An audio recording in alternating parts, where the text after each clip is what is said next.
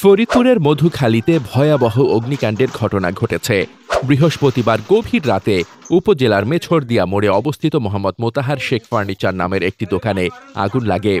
স্থানীয় সূত্রে জানা যায়, রাত আনুমানিক ৩টার দিকে দোকানে আগুন জ্বলতে দেখে স্থানীয়রা দোকানের মালিক মোতাহার শেখকে খবর দেন।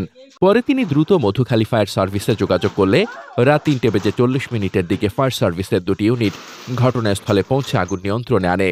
ফায়ার সার্ভিসের কর্তব্যরত কর্মকর্তা জানান, প্রাথমিকভাবে ধারণা করা হচ্ছে প্রায় ২ লাখ টাকার সম্পদের ক্ষয়ক্ষতি হয়েছে।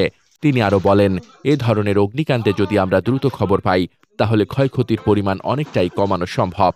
তবে কিভাবে আগুনের সূত্রপাত হয়েছে তা এখনও নিশ্চিত হওয়া যায়নি। স্থানীয়দের ধারণা, বৈদ্যুতিক শর্ট সার্কিট থেকেই আগুনের সূত্রপাত হতে পারে। ঘটনায় কেউ হতাহত না হলেও পুরো দোকানের মালামাল পুড়ে ছাই হয়ে গেছে। মোহাম্মদ শামীম রেজা, দৈনিক খোলা চোখ।